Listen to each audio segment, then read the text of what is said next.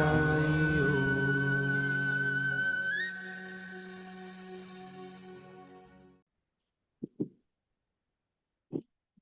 श्रुति स्मृति पुराणानाम् आलयं करुणालयं नमामि भगवत्पादं शंकरं लोकशंकरं। गुरुब्रह्मा गुरुर्विष्णु गुरुर्देवो महेश्वरः गुरुर्साक्षात् परं ब्रह्म तस्मै श्री गुरवे नमः। అమ్మల గన్నయమ్మ ముగురమ్మల మూలపుటమ్మ చాలా పెద్దమ్మ సురారులమ్మ కడుపారడి పుచ్చినయమ్మ దానిలో నమ్మిన వేల్పుటమ్ముల మనమ్ముల నుండి అమ్మ దుర్గమాయమ్మ కృపాబ్ధి ఇచ్చిత మహత్వ కవిత్వ పటుత్వ సంపదల్ సదా నింబ వృక్షస్య మూలాధివాసప్రియంతం తరుం కల్ప వృక్షాధికం సాధయంతం నమామీశ్వరం సద్గురుం సాయినాథం. నీ పాద కమల సేవయు నీ పాదార్చకుల తోడినయ్యముని తాంతాపారభూత దయ్యం తాపసమందార నాక దయసేయగదే. పలికెడిది భాగవతమట పలికించెడు వాడు రామభద్రుండు నే పలికిన భవహరంబగునట పలికెద వేరొండు గాథ పలుకగనేల. ఈ అధ్యాయం 8వ అధ్యాయం. 7వ అధ్యాయంలో మనం ఏం చెప్పుకున్నాం? యదు అవధూతల సంభాషణ. ఇక్కడ కృష్ణుడు ఏం చెప్పాడంటే, విషయ వాసనలతో అహంకారంతో ఉంటే ఆత్మజ్ఞానం అనే ఆలోచన కూడా రాదు. వాళ్ళు కేవలం ధర్మ అర్థ కామ మోక్షాల గురించి కోరికతో పూజలు చేస్తారు మానవులు. కానీ నిజంగా భగవద్ దర్శనం కావాలి అనుకున్న వాళ్ళు ఆత్మజ్ఞానం గురించి ఆలోచించాలి. అది చాలా అవసరం. అయితే ఆత్మజ్ఞానానికి కొన్ని క్వాలిఫికేషన్స్ ఉన్నాయండి మనలో. ఏమిటంటే, ఎప్పుడు సద్బుద్ధిని కలిగి ఉండాలి, ఆత్మజ్ఞానంతో తృప్తిలై పరమానందంతో ప్రశాంతంగా ఉండాలి. అయితే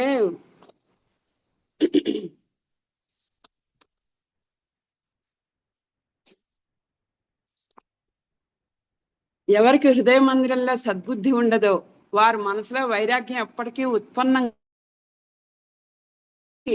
ఇది నిన్న చెప్పుకున్న మన నింద ఆరోపణలు అవన్నీ కూడా అసలు సహజంగానే మానవ స్వభావంలో శాంతి తృప్తి ఆనందం కావాలంటే ఈ దోషాలని ఎన్నడం ఇలాంటి దుర్గుణాలని మనం వదిలేయాలి.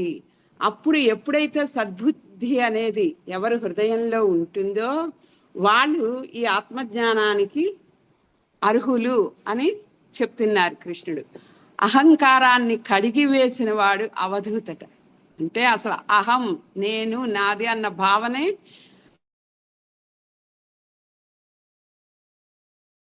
ఎవరైతే కడిగి వేశారో అంటే మచ్చుకి కూడా కనిపించనంతగా ఉంటారో వాళ్ళు అవధూతలు. అవధూత యొక్క సరైన అర్థం అది. ఇప్పుడు అలాంటి వాళ్ళ గురించి గురువుల దగ్గర నేర్చుకోవాలి అనుకుంటాం కదా. ధర్మ అర్థ కామ మోక్షాలు వేదాలతో ఉపనిషత్తులతో ఎన్నో తెలుసుకోవచ్చు.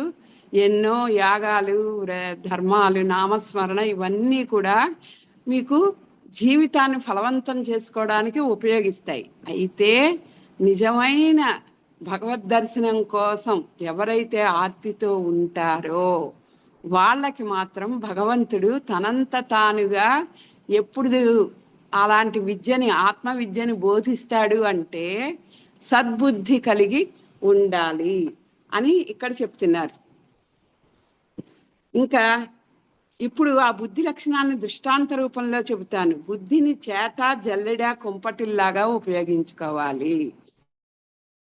ఏవి వదలాలి, ఏవి మన దగ్గర ఉంచుకోవాలి, ఇవన్నీ చాలా శ్రద్ధగా విన్నాం అనుకోండి, కొంచెం విచారం అనేది వివేకం అనేది వస్తుంది. అది మొదటి మెట్టు. విచారం వివేకం సద్బుద్ధి ఎవరికైతే ఉంటుందో వారికి వారే గురువులు అవుతారు. అంటే లోపల నుంచి బోధ ఆత్మరూపంలో బోధ అనేది వారికి కలుగుతుంది అని ఇక్కడ కృష్ణుడు చెప్తున్నారు.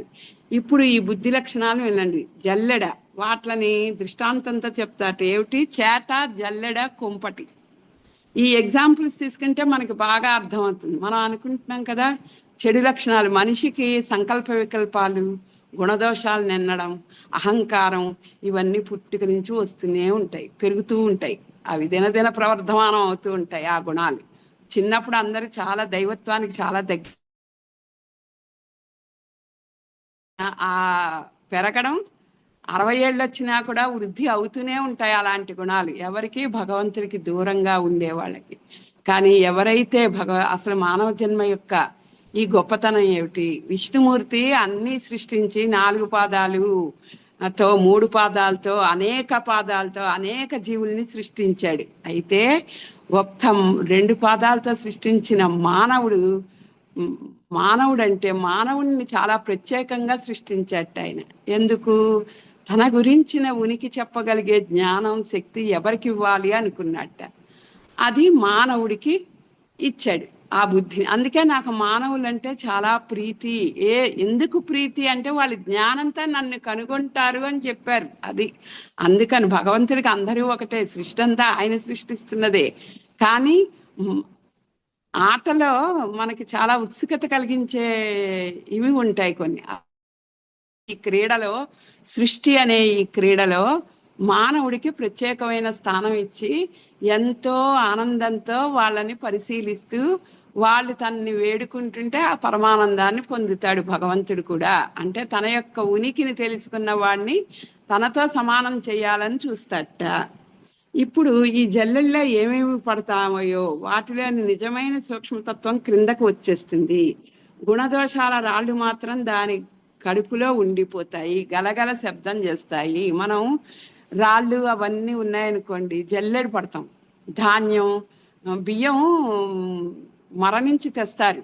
తెచ్చినప్పుడు ఏం చేస్తారు? దాన్ని జల్లెళ్ళలో వేస్తారు. జల్లెళ్ళలో వేస్తే బియ్యం చిన్న చిన్నగా ఉండి కింద పడిపోతాయి. ఆ పైన ధాన్యం గింజలు, రాళ్ళు అలాంటివన్నీ ఏవి అక్కర్లేదో అవి గుణదోషాలు. ఇలాంటివన్నీ చెప్పుకున్నాం కదా మనం. ఏవైతే వృద్ధి పొందుతాయో అహంకారం, గుణదోషాలు ఇలాంటివన్నీ పైన ఉండిపోతాయి.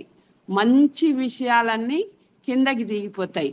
మనం కూడా కడుపులో ఇలాంటి గుణదోషాలు ఇవన్నీ ఉండిపోయి గులకరాలలా జీవితాన్ని వ్యర్థం చేసుకుంటాము. ఈ మనలో ఉన్న ఆత్మస్థితిని మనం తెలుసుకోలేము. అప్పుడు ఏమవుతుంది? అది జల్లెడలో ఈ జీవం, ఈ శరీరం వెళ్ళిపోతుంది, ఆత్మ అదే స్థితిలో ఉంటుంది. కానీ మనం గులకరాలను మాత్రమే పోగు చేసుకుని ఇంకొక జన్మకి కారణం అయ్యాం తప్ప మంచి విషయాల్ని జల్లెడ కిందకు పోగొట్టుకున్నట్టు మన ఆత్మస్థితిని తెలుసుకోలేకపోయాం. మనలో ఉన్న ఆత్మస్థితి జారిపోయింది. చూడండి, అలాంటి స్థితిని త్యాగం చేయాలి. అలా చేయకపోతే అంటే గుణదోషాల రాళ్ళని కడుపులో పెట్టుకోవడం వల్ల స్వార్థానికి హాని నిశ్చయంగా ఉంటుంది. చూసారా? మనకు అర్థం అవ్వాలి ఏమిటి, ఓహో మనలో ఇవి కడుపులో ఇవి ఉన్నాయి. ఏమిటి? గుణదోషాలనే రాళ్ళు. పనికిరానివన్నీ కడుపులో ఉంటే ఏమవుతుంది? ఆనందం అనేది ఉండదు.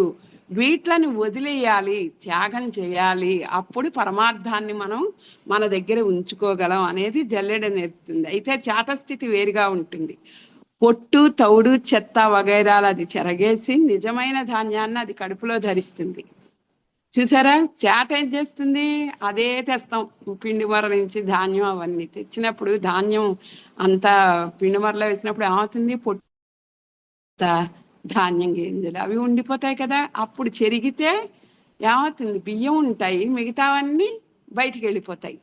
నిజమైన ధాన్యాన్ని అది కడుపులో ధరిస్తుంది. చూసారా? పైన ఏవైతే ఉన్నాయో, అంటే మనం చెయ్యవలసిన పని చేటలాగా జల్లెడలాగా కాదు అని చెప్తున్నారు. చేట ఏ పని చేసిందో ఆ రకంగా మనం మంచిని చేర్చుకుని చెడుని వదిలేయాలి అనేది చేట చెప్తోంది. స్వయంగా వైరాగ్యంతో. ఏమంటే అసలు మంచి చెడు అనే విచక్షణ ఇప్పుడు పిల్లలకు కూడా తెలియట్లేదు. ఇది మంచి, ఇది చెడు అనేది మనం చిన్నప్పుడు నేర్పాలి, తెలుపుతూ ఉండాలి. మంచి వల్ల ఈ ఫలితం, చెడు వల్ల ఈ ఫలితం అని చెప్తున్నాం కదా. ఇది మనమే కాదు, విష్ణు సహస్రనామంలో భగవంతుడు విష్ణుమూర్తి ఎక్కడ ఉన్నాడు అంటే ఉన్నాడు. కానీ అంశగా ప్రకటమయ్యేది ఎందులో అంటే మంచి గుణాలు. ఎన్ని చెప్తారండి అందులో? తేజస్సు నేనే, అది నేనే, ఇది నేనే అని ఏవైతే మంచి ఉన్నాయో అవన్నీ నేనే అని భగవంతుడు చెప్పాడు. అంటే అర్థం ఏమిటంటే మనం మంచిని గ్రహించాలి. అనేది ఇక్కడ చాలా ముఖ్యమైన విషయం. ఎందుకు ఆత్మజ్ఞానం అనే మాట పలకడానికి కూడా అర్హులం కాదు మనం గుణదోషాలు ఎన్నితే. ఆత్మజ్ఞానం అనేది మనిషికి ఉత్కృష్టమైన స్థితి. ఆ స్థితి రావాలి అంటే మనం ఇలాంటివన్నీ వదిలేయాలి అనేది ఇక్కడ చాలా ముఖ్యమైన విషయం. సాక్షాత్తు కృష్ణుడు ఉద్ధవుడికి చెప్తున్నాడు ఈ మాట. ఎవరి గుణ ఇంకా కుంపటి స్వయంగా వైరాగ్యంతో తప్పించి తన గుణంతో అపక్వాలను పక్వం చేయడమే కుంపటి. చూసారా, వైరాగ్యం ఎప్పుడైతే వివేకం వస్తుందో, ఎప్పుడైతే భగవంతుడిని గురించి మన ఆలోచన మొదలెట్టి మంచిని మాత్రమే చూస్తున్నామో, అలా చూసినప్పుడు మనలో ఏమవుతుంది, వైరాగ్యం ఉత్పన్నం అవుతుంది.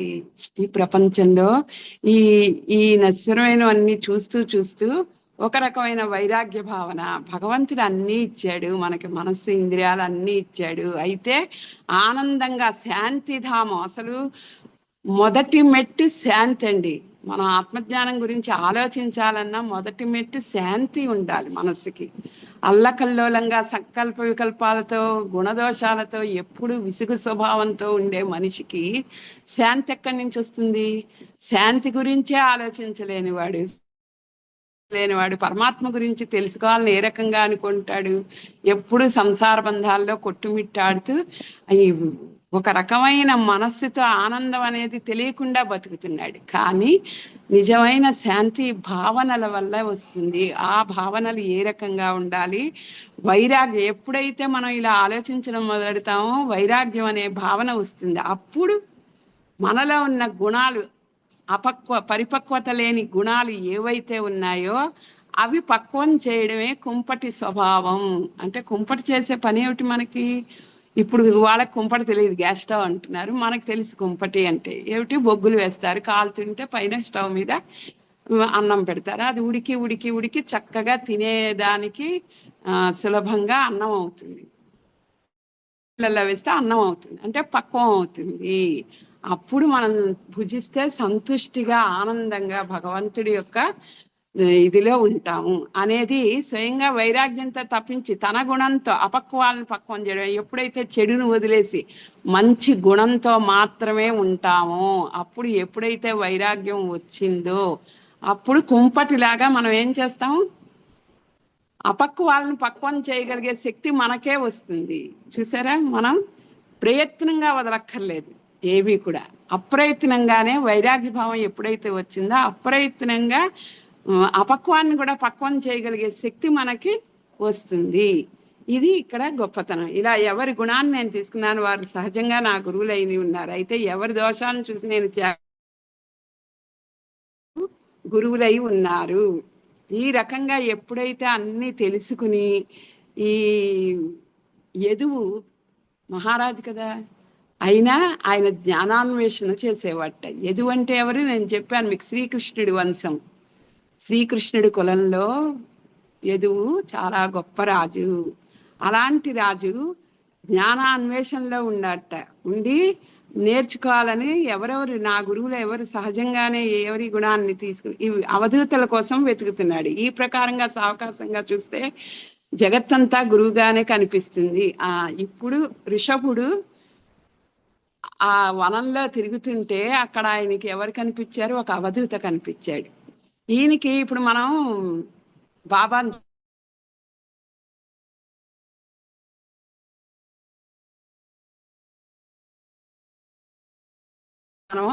జ్ఞానులంటే ఎలా ఉంటారు అనేది ఒక వరకు మనకు తెలుసు. అయితే వాళ్ళని గుర్తించి వాళ్ళకి సేవ చేయడమే, సేవ చేస్తే మనకి ఆ మంచి లక్షణాలు వాళ్ళు మార్గం చెప్తారు అని కదా. అయితే ఇతను చాలా జ్ఞాని, పైగా ఏ అన్వేషణలో ఉన్నాడు? ఆత్మవిద్యకి అన్వేషణలో ఉన్నట్టు యదువు. ఆ సమయంలో ఈ అవధూత వస్తున్నాడు. ఆయన దృష్టి వీడి రాజా వీడి భటుడా ఏమీ తేడా లేదు. పక్కన రాజు వెడుతున్నా అదే, మనమైతే రాజు వెళ్ళినా పోలీసులని నమస్కారం పెడతాం. ఎందుకు? ఇది లౌకికం ఈ గౌరవాలు. కానీ అవధూతలకు అవేం అవసరం లేదు. కాబట్టి ఆయన ఇన్ని చూసి ఏ భావన లేకుండా వెళ్తున్నట్ట. ముళ్ళు లేవు, దారి లేదు, ఎలా ఉన్నా నడిచి వెళ్ళిపోతున్నాడు. ఆయన్ని చూసి ఈయన ఆశ్చర్య గుర్తించాడు. గుర్తించడం అనేది జ్ఞానుల్ని జ్ఞానులే గుర్తిస్తారు. మనం పొరపాటుకుని వెళ్ళిపోయి అందరి వెనకాల పడద్దండి దయచేసి. ఎక్కిరాల భరద్వాజ బాబా గురించి చెప్పడం కోసం అవధూత లక్షణాలని చాలా విశదంగా చెప్పారు తప్ప, అవధూతలని ఎవరిని చూస్తే వాళ్ళని మనం ఏదో వీళ్ళే అవధూతలు, మన జ్ఞానంతో మనం అర్థం చేసుకున్నది చూసి అవధూతలు అంటూ ఎవరి వెనక దయచేసి పడద్దు. అందరూ సాధకులే. అవధూతలు అనేవాళ్ళు చాలా ప్రత్యేకంగా ఉంటారు. వాళ్ళు అసలు మనుషుల్లోకి రావాలి, వీళ్ళు నన్ను గుర్తించాలి అని వాళ్ళు అనుకోరు. కాబట్టి మనకు వాళ్ళ గురించి తెలియదు. ఆ భగవంతుడి అనుగ్రహం ఉంటే వాళ్ళంతట వాళ్ళే మన దగ్గరికి వస్తారు. మనకై మనం మోసాలలోకి పడకూడదు. అందరినీ అవధూతలనే అంత పెద్ద వాక్యాన్ని అసలు బాబా లాంటి అవధూతలు వారి లక్షణాలని ఎంతో మంది జ్ఞానులు గుర్తించి ఒక చరిత్రగా నిలిపారు. కాబట్టి మనం అవధూత లక్షణాలు ఇప్పుడు తెలుసుకుంటాం. అది ఎవరి గుణాన్ని నేను తీసుకున్నాను, వారు సహజంగానే నా గురువులు అయ్యారు. ఇంకా ఎప్పుడైతే ఈ ఎదువు అవధూత కనిపించాడో ఇంక ఈయన చాలా పొగిడాడు ఆ అవధూతని. స్వామి, మిమ్మల్ని చూస్తున్నాను, మీకు అన్నీ ఒకలాగే ఉన్నాయి, మీరు నన్ను చూసినా కూడా మీరు గుర్తించలేదు, నేను వినమ్రంగా మిమ్మల్ని వేడుకుంటున్నాను, మీరు మహాత్ములు, భగవత్ స్వరూపులు, నాకు ఆత్మజ్ఞానం గురించి ఉపదేశం చెయ్యండి అని అడిగాడు అనమాట. అప్పుడు చాలా సంతోషించి అవధూత, ఓ రాజచూడామణి విను, నీవు ఎదుకల దీపాల్లో సూర్యుడివే అయి ఉన్నావు, నీ వాణి గొప్ప గుణంతో నన్ను తృప్తుని చేశావు. చూసారా మహాత్ములు. బాబా కూడా ఎప్పుడు వాళ్ళు ఎంత వినయంగా ఉంటారో తర్వాత మనం బాబా కొన్ని వాక్యాల్లో విందాం. ఎంత వినయంగా ఉంటారంటే వాళ్ళు మీకు నేను దాసుని అన్నట్టు మాట్లాడతారు. ఈ అవధూత కూడా నువ్వు ఇంత గొప్పవాడివి అంత గొప్పవాడివి అని ఆ రాజుని చెప్పి, నీ గుణంతా నన్ను తృప్తిని చేశావు, నువ్వు అడిగిన ప్రశ్నలకి నేను సమాధానం చెప్తాను. ఓ రాజా, గురువు లేకుండా ఆత్మప్రాప్తి ఎక్కడా కలగదు. ఆ గురువు గురించి కూడా నేను యథార్థ రీతిలో నీకు చెప్తాను. అసలు గురువు అంటే ఏమిటి మనం తెలుసుకోవాల్సింది ఏమిటంటే, ఫస్ట్ ప్రశ్నకి సమాధానం. ఒక ప్రశ్న మన మనసులో ఉదయించినప్పుడు అన్వేషిస్తాం. అదే రకంగా మహాత్ముని భగవంతుని మనం చూడాలి, భగవంతుడి యొక్క తత్వాన్ని తెలుసుకోవాలి అని ఆర్తి ఎవరికైతే ఉంటుందో వారి అన్వేషణ మొదలు పెడతారు కదా. అయితే గురువు అనేది ఎక్కడ ఉంది? ఫస్ట్ అంతరాత్మలోనే ఉంది. ఆత్మ భగవంతుడే మనలో ఉన్నాడు, మనం తెలుసుకోవట్లేదు అంతే. మన మెడలో ఉన్న నెక్లెస్ మనకు కనిపించదు. ఎప్పుడు కనిపిస్తుంది? అద్దంలో చూసుకుంటే కనిపిస్తుంది. ఓహో, నా మెడలో నెక్లెస్ వెలుగుతోంది అని అద్దం చూసుకుంటే ఆ ప్రతిబింబంలో కనిపిస్తుంది. అలాగే మనం మర్చిపోతున్నాం మనలో ఉన్న ఆత్మని. అయితే అవతల అవధూత లాంటి వాళ్ళు మహాత్ములు వాళ్ళు అద్దంలాగా మనకు కనిపించి మనలో ఉన్నదాన్ని మనకి కనిపింపచేస్తున్నారు. అయితే ఆ భావన కూడా ఎక్కడి నుంచి వస్తుంది? మీకు ఎన్నోసార్లు ఈ మాట చెప్తూ ఉంటాను నేను. ఎందుకంటే మనం తెలుసుకోవాలి, మనమే దివ్యాత్మలం, మనకే ఆ శక్తి ఉంది, మనమే గ్రహించగలం. అయితే ఎలా గ్రహిస్తాం? ఒకళ్ళ ద్వారా. ఆ ఒకళ్ళ ద్వారా అనేది భగవంతుడి అనుగ్రహంతో గురువు తనంతట తానుగా వస్తాడు. అప్పుడు కూడా నీ మనసు కనిపించాలి కదా, నాకు ఈయన గురువు బోధ చేస్తున్నాడు, నేను వినాలి, నేను పరమార్థాన్ని సాధించాలి అని అనుకోవాలి కదా. సో ఈ రకంగా గురువు మాత్రం తప్పకుండా ఉండాలి. గురువు అంటే అర్థం మన ప్రశ్నలకి సమాధానం చెప్పే అంతరాత్మ, ఇంకా ప్రత్యక్షంగా బాహ్యంగా భగవంతుడు మన కోసం పంపిన జ్ఞానులు. మన అదృష్టం బాగుంటే బ్రహ్మజ్ఞానులు. ఓ రాజా, గురువు లేకుండా నేను యథార్థ రీతిలో నీకు చెప్తాను. ఆత్మబుద్ధి విచారంలో మనసు లీనమై ఉండడం వల్ల నేను అనేక మంది గురువులను పట్టుకున్నాను. చూసారా, లోపల నుంచే బోధ వస్తుంది అని ఎప్పుడు తెలుసుకోవాలంటే మనం ఆత్మబుద్ధి విచారంతో మనసు లీనమై ఉండడం వల్ల. ఫస్ట్ సంసారంలో పడిన నాళ్ళు గురువు అండి. అసలు గురువు ఎందుకు? ఏదో దేవుడికి దండం పెట్టుకుంటా అండి, ఆయన నా కోరికలు తీరుస్తాడు, నేను హాయిగా ఉన్నాను, ఆనందంగా ఉన్నాను, నా సంసారం బాగుంది, ఈ ప్రపంచంలో అన్నిట్లని చూసి నేను ఆనందిస్తున్నాను, ఇంతకన్నా మనిషికి కావాల్సింది ఏముందండి? ఈ ఆత్మజ్ఞానాల గురించి అందుకే ఏ పండితులు కూడా ఎక్కువగా ఈ సబ్జెక్ట్ ను ముట్టరు. ఎందుకంటే ఇది ముట్టాలి అంటే చాలా ధైర్యం కావాలి. ఇది ముట్టుకోవాలి, ఈ ఆత్మజ్ఞానం గురించిన ఆలోచన కావాలి అంటే పూర్వజన్మ సుకృతం ఉండాలి. అందరూ మామూలు మానవులు, మనం అందరం ఆలోచించేది హాయిగా ఉన్నావా లేదా, మన సంసారం బాగుందా లేదా, భగవంతుడు మనల్ని చూస్తున్నాడు. ఎందుకంటే భగవంతుడే ఇచ్చేవా అన్నీ అని ఎంత మంద బుద్ధికైనా ఏదో ఒక నిమిషంలో అయినా అనిపిస్తుంది కదండి. ఓ పండుని చూసినా, ఒక పాపని చూసినా, ఏది చూసినా ఈ సృష్టి అనేది ఒక నిమిషమైనా భావన ఎలాంటి అజ్ఞానులకైనా కలుగుతుంది కదా. ఆ భావనలోనే భగవంతుడు అనేది తెలుసుకుంటాం కదా. కాబట్టి నువ్వు ఇది ఇచ్చావు, నాకు కృతజ్ఞత, నాకు ఇంకా ఇది కావాలి, నువ్వు ఇయ్యి, నీ కృతజ్ఞత చూపించుకుంటాను. ఇలాగ ఉంటుంది మనిషి స్వభావం. కానీ భగవంతుడినే తెలుసుకోవాలి అనుకునేవాళ్ళు చాలా మధ్యాహ్నం దాని గురించి చెప్తున్నారు. అలాంటి విచారం మనసులో లీనమైనప్పుడు గురువుగా లోపల నుంచే ఆత్మ బోధ చేస్తుంది మనకి. వీడిని పట్టుకో, వీళ్ళని పట్టుకో, ఈ మహాత్ముని పట్టుకో, నేర్చుకో అనేది కూడా చెప్తుంది. ఏ ఏ ప్రాణుల్లో ఏ ఏ సద్గుణాలు నా దృష్టిలోకి వచ్చాయో ఆయా గుణాల వరకే వారిని గురువులుగా చేసుకున్నాను. దత్తాత్రేయుడు కానీ అవధూతలు కానీ వీళ్ళందరూ చెప్పేది ఏమిటంటే, ఈ ప్రపంచంలోనే, ఈ సృష్టిలోనే, ఈ ప్రకృతిలోనే మనం నేర్చుకునేవి చాలా ఉన్నాయి. వాళ్ళ బుద్ధితో ఆయా గుణాలను స్వీకరించాను, నిజ ధైర్యంతో వాటిని ధారణ చేశాను. అందువల్ల నేను ముక్తుడినై ఇలా స్వేచ్ఛగా తిరుగుతున్నాను.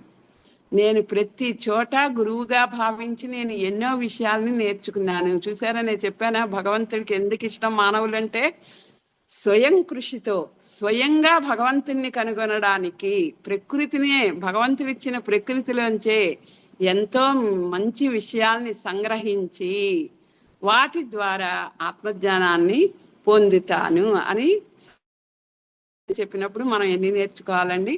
మంచిని నేర్చుకోవాలి, చెడుని త్రుంచాలి. ఇది మన సూత్రం అయి ఉండాలి. ఎవరి హృదయ మందిరంలో సద్బుద్ధి ఉండదో వారి మనసులో వైరాగ్యం ఎప్పటికీ ఉత్పన్నం కాదు. అప్పుడు వారు ఎలా తరించిపోతారు? వివేకం అంటే ఏమిటో వారి స్వప్నంలో కూడా చూడరు.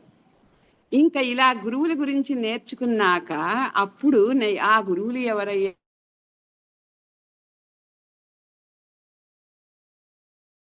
అసలు ఏ రకంగా ఉంటున్నారు, ఈ ప్రకృతి నుంచి వారు ఏ రకంగా నేర్చుకున్నారు అనేది మనకి ఇప్పుడు చెప్తున్నారు. పృథ్వీ ఎవరు చెప్తున్నారు? అవధూత ఈ ఋషభుడికి చెప్తున్నారు. ఇది మనం గుర్తుంచుకోవాలి.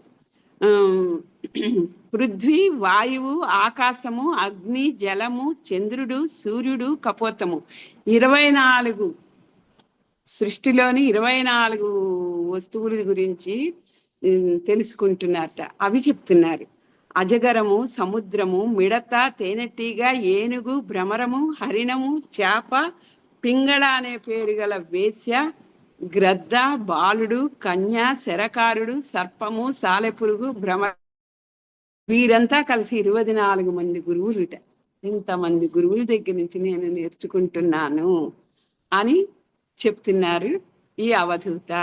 అయితే ఇది ఇప్పుడు మనం తెలుసుకోవాల్సినవి. వారి నుంచి తీసుకోవాల్సిన గుణాలను యుక్తితో గ్రహించి వికల్ప భ్రాంతిని వదిలేసి నేను ఆత్మస్థితికి చేరాను. సంకల్ప వికల్పాలు అనేదే మనిషికి మొదలు. ద్వంద్వ భావన నుంచి అద్వైతానికి వెళ్ళాలంటే ముందు ద్వంద్వ భావనలో ఉండే చెడుని తొలగించుకోవాలి. ద్వంద్వ భావనం ప్రతి దాంట్లో ఉంటుంది. భేదభావం వల్ల మనకు వస్తున్నవి ఏమిటి? ఇష్టాలు, అయిష్టాలు, సంకల్పాలు, వికల్పాలు, సుఖాలు, దుఃఖాలు, అజ్ఞానంతో వచ్చే విషయాలు. ఆ గురువు లక్షణాలు వినడానికి ఎదు దేహాన్నంతా చెవిగా చేసుకుని అర్థంలో మనసుని నిలిపి శ్రద్ధగా వినడం ప్రారంభించాడు. అప్పుడు ఎదువు చాలా శ్రద్ధగా వింటున్నాడు ఈయన చెప్పేవి. ఇంకా ఈయన చెప్తున్నారు. ఫస్ట్ ఏమిటి? పృథ్వీ. ఈ పృథ్వీ అనేది పరమార్థంలో శాంతియే ముఖ్యమైనది. అందువల్ల నిజంగా సాధకులు దేహంలో తప్పకుండా అది ఉండవలసిందే. అందువల్ల ప్రథమంగా ఈ శాంతి గురించి పృథ్వీని నేను గురువుగా చేసుకున్నాను. శాంతి కావాలి అంటే మనం కొన్ని గుణాలు నేర్చుకోవాలి. కోపం వదిలేయాలి. ప్రతి దానికి మైండ్ డిస్టర్బ్ చేసేసుకుని ఇప్పుడు ఇంకా ఎక్కువైపోతుంది. అది కోపం తెచ్చేసుకోవడం, మైండ్ డిస్టర్బ్ చేసుకోవడం. ఇదివరకు ఇంతగా ఉండే, ఇప్పుడు ఎక్కువ అవుతున్నాయి. కానీ మనం వదలవలసినదే అది. కోపాన్ని వదిలేయాలి. కోపాన్ని వదలాలంటే ఏ గుణం ఉండాలండి మనలో? క్షమ అనే గుణం ఉండాలి. ఎవరైనా ఏదైనా చిన్న మాట అంటే మనకు కోపం వచ్చేస్తుంది. ఆ కోపం బదులు క్షమ అంటే వదిలేద్దాంలే ఈ విషయాన్ని అనే క్షమాగుణం ఉండాలట. అయితే పృథ్వీ 3 రకాలుగా గురువైంది.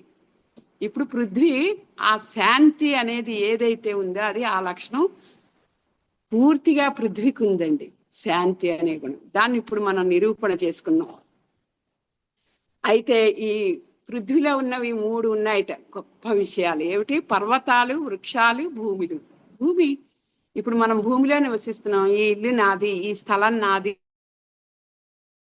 పంటలు పండిస్తున్నాం కదా భూమి మీద. ఇలా 3 ఉన్నాయి. అంతర్నిగ్రహం చేయడమే శాంతి, బాహ్యేంద్రియ నిగ్రహం చేయడమే దాంతి అవుతుంది. బాహ్యేంద్రియ నిగ్రహం అంటే బయట ఇప్పుడు నేను చెప్పాను కదా, కోపం రాకుండా చూసుకోవడం, గుణదోషాలను ఎన్నకపోవడం, బాహ్య ఇంకా మన దేహానికి ఆరోగ్యవంతంగా ఉండడానికి బయట ఉండే చెడు అలవాట్లని నిగ్రహించడం, ఇలాంటివన్నీ బాహ్య నిగ్రహం అంటారు. అది దాంతి అంటారు. అంతర్నిగ్రహం చేయడమే శాంతి. ఇంకా అంతర్నిగ్రహం అంటే మన మనోభావాల్ని చెడు వదిలేసి మంచిని తీసుకుని ఇంకా ఇంకా దానిలో పరమాత్మను చూడగలగడం శాంతిధామం అవుతుంది. అప్పుడు సహిష్ణుత అనేది ద్వంద్వ సహిష్ణుత.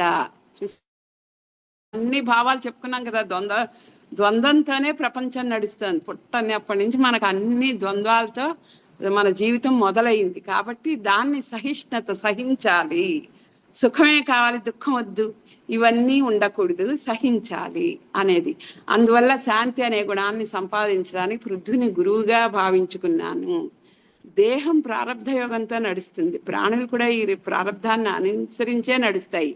ఇది గుర్తుంచుకొని ప్రతి ఒక్క జీవిలో తమ ఆత్మే నిండి ఉందని ఎవరు భావిస్తారో ఆ సాధకులకు ద్వంద్వ బాధ ఉండదు. చూసారా? ఫస్ట్ మొదలే దేహం. ఈ దేహం ఎందుకు వచ్చింది? అందరం చెప్పుకుంటాం, కానీ దాన్ని ఆచరణలో పెట్టడం కష్టం. దేహం సుఖ దుఃఖాలను అనుభవించింది. సుఖం వస్తే ఎలా ఆనందపడుతున్నామో, దుఃఖం వస్తే కూడా సహించాలి. ఓహో స్వామి, దీని తర్వాత మళ్ళీ నాకు ఆనందం వస్తుంది, ఈ దుఃఖాన్ని కూడా నువ్వు నా మంచికే ఇచ్చావు అని అనుకుంటాం కదా. ఇలాగా ప్రారంధాన్ని అనుసరించి తెలుసుకుని ఆత్మే నిండి ఉందని, ఈ ఆత్మస్వరూపం ఆత్మే అందరిలో ఉంది, అందరి భావనలు ఒకటే, అందరి సుఖ దుఃఖాలు ఒకటే అని తెలుసుకున్నప్పుడు భేదభావం అనేది ఉండదు. అప్పుడు సాధకులకు ద్వంద్వ బాధ ఉండదు. చూసారా? మనం ఆ డెప్త్లోకి ప్రతిదీ ఆలోచిస్తే అసలు మన మనసు మారిపోతుందండి. అంత గొప్ప విషయాలు ఇక్కడ ఉన్నాయి. మనం ఇంతవరకు ఆలోచించలేదు, ఇప్పుడు ఆలోచించగలగాలి. మళ్ళీ సాధకులు కాకుండా బ్రహ్మజ్ఞానంలో ఈ లక్షణాలు స్పష్టంగా ఎందుకు ఇష్టపడుతున్నాం అండి అవధూతల్ని? వాళ్ళల్లో ఉన్న ఈ లక్షణాలను చూసే కదా. మరి మనకిష్టమైన లక్షణాలని మనం ఎందుకు తెచ్చుకోము? ఇది చాలా విచిత్రం. మంచివాళ్ళు అంటే అందరికీ ఇష్టం. చెడ్డవాళ్ళకు కూడా ప్రేమ చూపించే మంచివాళ్ళని వాళ్ళు కూడా ఒక మాట అన్నారు. అంత ప్రేమ వాళ్ళు చూపిస్తారు. అది మంచితనంలో ఉన్న గొప్పతనం, సాత్వికతలో ఉన్న గొప్పతనం. అపకారికి ఉపకారం చేయడం అంటారే, అలాంటి గుణం అది అందరిలో సాధ్యం కాదు. ఉపకారికి ఉపకారం చేయొచ్చేమో, అపకారికి ఉపకారం చేయడం అంత సులభమైన విషయం కాదు. అది దైవత్వ లక్షణం. ఇంకా గట్టిగా మాట్లాడితే అవధూతల లక్షణం. కాబట్టి అలాంటి గుణాలని మనం ఈ భావనలతో తెలుసుకుని మనం కూడా అలవర్చుకుంటే ఆ అవధూత సంతోషపడి మనకి ఇంకాస్త ఆత్మజ్ఞానానికి కావలసిన ఆ అర్హతల్ని మనకి ఆయన అనుగ్రహంతో. జీవులు పృథ్వీని పూజించినా లేదా మలమూత్ర విసర్జనతో ఆమెను బాధించినా ఆమెకు హర్షం ఉండదు, బాధ ఉండదు. క్షమాశక్తి మూలంగా ఆమె పూర్తిగా నిశ్చలంగా ఉంటుంది. చూసారా? ఇలాంటి గుణాలు ఇప్పుడు మనం చెప్పుకుంటాం బాబా గురించి. ఎంత గొప్ప గుణాలు ఉంటాయో చూడండి వాళ్ళకి. పృథ్వీపై అగ్నిని వెలిగించి ఆమెను దగ్ధం చేసిన, నాగలి తీసుకుని ఆమెను దున్నినా, లేక కాళ్ళతో తన్ని తొక్కినా, లేక జీవులు ఆమెను త్రవ్వినా, పలుగులతో పొడిచినా, నాగలితో దున్ని పంటలు పండిస్తాం. ఆవిడ పంటే ఇస్తుంది మనకి. మనం ఎంత కష్టపెడుతున్నా మనకు ఆవిడ ఇచ్చేది మాత్రం పృథ్వీ, భూమి ఇచ్చేది ఏమిటి? సస్యశ్యామలమైన ఆ పంటల్ని ఇస్తుంది అనమాట. నానా రకాలను పండించి ప్రాణి మాత్రలను తృప్తులను చేస్తుంది.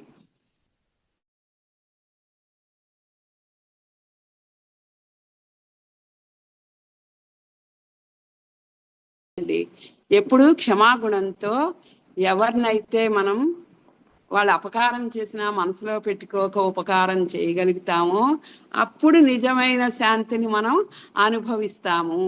కాబట్టి ఇందులో 3 స్టెప్పులు ఉన్నాయి. అపకారికి అపకారం చేయడం చేయకూడదు, అది కక్ష, ఆవేశం, కోపం. చాలా మంది మనుషులు అలా ఉంటారు. రెండో లక్షణం ఉపకారికి ఉపకారం చేయడం. ఇది అందరం మన జీవితాలు ఇలా నడుస్తున్నాయి. ఏది వాళ్ళు ఇంత పెడితే మేము ఇంత పెడతామండి, అయ్యో వాడు ఏమి ఇవ్వడండి, వాడికి నేనెందుకు ఇవ్వాలి, ఇవి మాటలు. కాబట్టి ఇలాంటి స్వభావం కూడా పోని కొంతవరకు మానవుల స్వభావం అంటారు దాన్ని. ఏది ఉపకారం, వాడు ఉపకారం చేశాడు వాడికి నేను ఉపకారం చేస్తాను అనుకోవడం మానవత్వ లక్షణం. దైవత్వ లక్షణం అపకారికి కూడా ఉపకారం చేయడం, ఇది దైవత్వ లక్షణం, సాధు లక్షణం. ఇక్కడ అదే చెప్తున్నారు. భూమికి అది ఉంది కాబట్టి శాంతి, అప్పుడు మాత్రమే మనకి శాంతి వస్తుంది. పర్వతం రత్నాది పదాలు, ఇంకా పర్వతాలు చెప్పాను కదా, చెట్లు పర్వతాలు ఉంటాయి. ఈ పర్వతం అనేది పృథ్వీపై ఉన్న పర్వతాలు నేను గురువుగా చేసుకున్నాను. వాటి వద్ద ఏం నేర్చుకున్నారో చూడండి. పర్వతం రత్నాది పదార్థాలు కేవలం పరోపకార్థమే సంగ్రహిస్తుంది.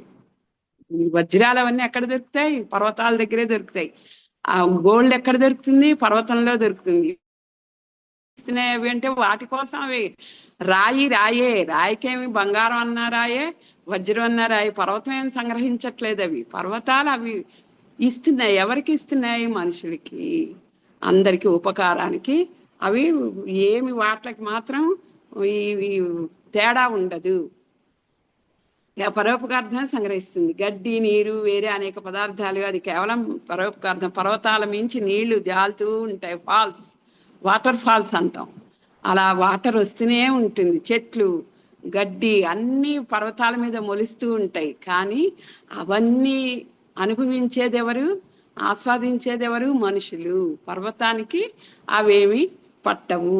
అలాగ మనం కూడాట అది వద్దని అనదు, లేదా ఎవరిని విసుక్కుని బయటికి నెట్టేది. యాచకుల ఇచ్ఛానుసారం పరోపకార బుద్ధితో దానిని అది పూర్తి చేస్తుంది. చూసారా ఎంత అంటే మనకు అర్థం అవ్వాలని ఈ రకమైన ఉదాహరణలతో చెప్తున్నారు. మనం కూడా ఎవరైనా మన జీవితంలో మనము ఈ తీసుకోవడాలు, ఈ మనసులో బాధలు, ఇవన్నీ కూడా అవన్నీ మనం అనుకుంటే వస్తాయి. కానీ ఇలాగ ఎవరైనా రాని, ఎవరైనా ఉండని, మనలో ఏ విధమైన రియాక్షన్ లేకపోతే అది పర్వతం నుంచి నేర్చుకోవాలి. దాత ఏమేమి ఉల్లాసంగా ఇస్తాడో వాటన్నిటినీ జగన్నాథుడు తనకు ప్రసాదిస్తూ ఉంటాడు. మనసులో వికల్పాలు ఉంచుకోకుండా అచ్యుత భగవంతుడు తప్పకుండా ఇచ్చేస్తాడు. ఉండగలిగితే మూర్తి భవించిన ఉపకారులుగా జన్మిస్తారు, లేక పరోపకారులుగానే అవుతారు. ఈ రకంగా జన్మించిన వారు ఉపకారులై ఉంటారు. పర్వతాన్ని మనం అలా తీసుకోవాలట. ఇంకా నిజంగా పరోపకారం కోసం నేను పర్వతాన్ని గురువుగా చేసుకున్నా. ఇప్పుడు వృక్షాల గురించి ఏం నేర్చుకోవాలో వినండి. సర్వాంగాలతో అన్ని విధాల సర్వకాలము సర్వత్రా సర్వులకు అధీనంగా ఉండాలని నేను వృక్షం దగ్గర నేర్చుకున్నాను. చూసారా, పర్వతం ఏమిటి? ఎవరు రాని ఎవరు పోని తన ఇచ్చేది ఇస్తుంది, ఉపకార బుద్ధితో ఉంటుంది, ఏమీ పట్టించుకోదు. కానీ వృక్షం ఇంకొక అడుగు ముందుకేసింది, వాళ్ళకి అధీనులై ఉంటుందిట. ఇప్పుడు తోటని పెంచుతాడండి. ఇప్పుడు నేనే మా ఇంట్లో తోటేస్తాను, ఆ గులాబీ పువ్వు నాది, ఆ చెట్టు నాది. నేను నరికినా చెట్టు పువ్వులు ఇస్తుంది, కాయలు ఇస్తుంది, అంతవరకు. నరికేటప్పుడు కూడా ఆ చెట్టుకున్న కాయని మనం ఉపయోగించుకుంటాం, ఆ కాండల్ని మండిస్తాం కట్టెల కింద. ఇలా ప్రతి ఒక్కటి కూడా ఉపయోగానికే ఇస్తుంది. పైగా పరాధీనంగా ఉంటుంది. నీకు అధీనరాలే ఉన్నాను నేనంటుంది. ఏమిటి? ఇంత నీళ్లు పోసినందుకు ఆ చెట్టుకి అన్ని భగవంతుడే ఇస్తున్నాడు, ఆ నీళ్లు, అవన్నీ మట్టి అన్ని. కానీ మనం చేస్తున్నది సంరక్షణ. అది చేస్తున్నందుకు ఆ వృక్షం అనేది పరాధీనతతో ఉంది. అంటే అంతా నీదే, నాదంతా నీదే అంటోంది. అలా మనం అనగలమా అండి? స్వార్థం. ఇచ్చినా కూడా దాచేసుకుంటాం, కానీ అవతల వాడికి ఇవ్వాలి అన్న స్వభావం మనకు ఉండదు. కానీ చెట్టు నుంచి అది నేర్చుకున్నట్ట. వృక్షాలను ఎవరు పెంచుకుంటారో వారికి అవి అధీనంగా ఉండడమే మాత్రమే కాకుండా అవుతారో వారికి కూడా అవి అధీనంగానే ఉంటాయి. అలాగే యోగులకు పల్లకి ఇచ్చినా, లేదా వారిని ఏదైనా శిక్షించినా యోగులు ఏమి వాళ్ళ మనసుకి అంటదు. మహాత్ములు చూసారా, ఇప్పుడే చెప్పుకున్నాం, బాబాని నువ్వు ఈ నేరం చేశావు అని కోర్టు వాళ్ళే వచ్చి ఆయన్ని ఆపాదించి ఎన్ని చేసినా ఆయన మనోభావంలో ఎక్కడా కూడా తేడా ఉండేది కాదుట. ఆయన అందరినీ ఒకేలాగా చూశారు. యాక్షన్కి రియాక్షన్ అనేది వాళ్ళల్లో ఉండదు. ఎందుకంటే వాళ్ళు జ్ఞానంతో ఉన్నారు, అందరిలో ఉన్న ఆత్మనే చూస్తున్నారు, ఆత్మస్థితిలో ఉన్నారు. కాబట్టి అలాంటి గుణాన్ని నేను నేర్చుకున్నాను అని ఇక్కడ ఈ అవధూత చెప్తున్నారు. దేహాంతను వదిలేసిన వల్ల యోగులకు పరాధీనత ప్రాప్తిస్తుంది.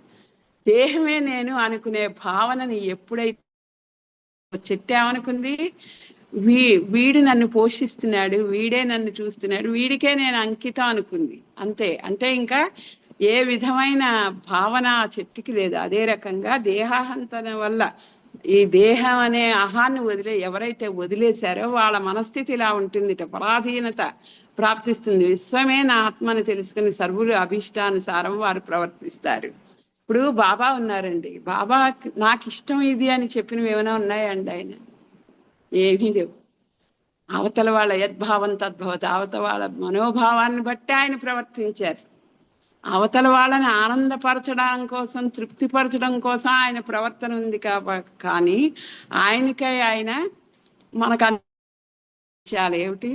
ఆయన ఆహారం అందరిచ్చినవి తెచ్చి కలిపి దానికో రుచి పచ్చి ఏమక్కర్లేదు, తిని అందులోనే కుక్కలు, అందులోనే చీమలు, అందులోనే పిల్లి ఏవి తిన్నా ఆయన ఇంత ఆహారం తను తీసుకునేవారు. ఇవన్నీ ఏమిటండి అంటే, ఇలా మనం చేసేయాలా అంటే ఆ స్థితి వచ్చే వరకు మనం నేర్చుకోవాలి, తెలుసుకోవాలి అసలు ఏమిటి ఈ స్వభావాలు. మనిషి ఎప్పుడు శాంతిగా ఉంటాడు, ఎప్పుడు ఆనందంగా ఉంటాడు. మనకేమో శాంతి కావాలి, చేసే పనులన్నీ అశాంతి తెచ్చేవే చేస్తాం మనం. కానీ శాంతి కావాలని కోరుకుంటాం, కోరుకున్న ప్రయత్నం ఉండాలి. వృక్షం వద్దకు అతిథి వస్తే వారిని విముఖులుగా ఎప్పుడూ పంపించదు. ఆకులు, పూలు, పండ్లు, రేళ్లు, నీడ, బెరడు, కట్టే ఏదో ఒకటి ఇస్తూనే ఉంటుంది. ఈ ప్రకారంగా పృథ్వీ కూడా నాకు గురువైంది. ఇప్పుడు రెండవ గురుత్వం భూమి చెప్పుకున్నాం కదా, పర్వతం గురించి. ఇప్పుడు వాయువు గురించి చెప్పుకోవాలి. వాయువు ప్రాణచలనం వల్ల క్షుధోత్పన్నం అవుతుంది, దానితో ప్రాణం క్షుద్రం అవుతుంది. అందువల్ల కాయవాచ మనస ఇంద్రియాలు వికల్పం అవుతాయి. మనకండి బాహ్య వాయువు, అంతర్వాయువు. ప్రాణం అనేది వాయువుతోనే ఉందని చెప్పుకున్నాం కదా, కానీ బాహ్యంగా కూడా వాయువు వల్లే ఈ స్థితులన్నీ ఇలా యథాస్థితిలో ఉన్నాయి. వాయువు అనేది బాహ్యంగాను మనని ఎంతో ఇది చేస్తే కాపాడుతుంది. అంతరంగా ప్రాణాయామం ఇవన్నీ చెప్పుకుంటాం కదా, కుంభకోణ రేచకం అంతా వాయువుతోనే ఉంటుంది కదా. ఆక్సిజన్, కార్బన్ డైఆక్సైడ్ ఇవన్నీ ఉన్నాయి కదా. ఆ వాయువులో బయట ఉన్న వాయువుకి మన లోపల ఉన్న వాయువుకి ఈ అలా ఉన్నాయి. ఆ ప్రాణాన్ని రక్షించడానికి ఎలాంటి ఆహారం దొరికినా అయితే ఈ మీరు ఈ ఆహారం తింటేనే ప్రాణం నిలుస్తుంది అని ఉందా? ఆకలి వేసినప్పుడు ఏ ఆహారం తిన్నా ప్రాణం నిలుస్తుంది. అంటే ప్రాణానికి ఈ బాహ్య వాయువుకి చిన్న తేడా ఉంది. ప్రాణం పోదు, వాయువు వల్లే ప్రాణం నిలుస్తుంది. కానీ ఆ వాయువే అంతరంగా ప్రాణంగా ఉంది కాబట్టి దానికి అది ఎంత అలిప్తంగా ఉంటుందో ఇక్కడ చెప్తున్నారు చూడండి. ప్రాణయోగం వల్లనే దేహం నడుస్తుంది, అందువల్లే ఇంద్రియాలు మంచి శక్తితో ఉంటాయి. అయితే దేహకర్మలో ప్రాణం లిప్తం కాక వారు అలిప్తంగానే ప్రవర్తిస్తారు. ఇప్పుడు మనం ఆత్మని దేహాన్ని ఏ రకంగా వేరువేరుగా అనుకుంటున్నాం. దేహం కర్మాలని పట్టుకుని వస్తుంది, ఆత్మ ఉంది, ఆత్మ సాక్షిగా ఉంది, దేహమే అన్ని తీసుకొస్తుంది. అదే రకంగా ఈ వాయువు కూడా. అందుకే చూడండి, సాధనలో కుంభకోణ రేచకం ప్రాణం ఉంటుంది, కానీ ఈ యోగా ఇవన్నీ కూడా వాయువుతో చేస్తున్నారు. ప్రాణం మాత్రం చూస్తూ అలిప్తంగా ఉంటుంది. ఎప్పుడైతే లోపల ఉన్న వాయువు పోతుందో అది ప్రాణం పోవడం అంటారు. కానీ ఆ వాయువు అన్ని రకాలుగా మన దేహానికి పని. అయితే వాయువు యొక్క లక్షణాలు, గుణాలు ఈ ప్రాణానికి ఆపాదింపబడవు. ఇది చాలా ఇంపార్టెంట్. రెండు మనం కంపారిజన్ గా తెలుసుకోవాల్సిన విషయం. ప్రాణుల పట్ల దయా సమదృష్టి ఉండడం వల్ల బ్రహ్మాదికుల దేహాలు మంచివి అంటూ వాటిని పోషించి, పందుల దేహాలు నీచమైనవి కనుక వాటి వైపు వెళ్ళకూడదు అనే భేదాన్ని పెట్టుకోదు.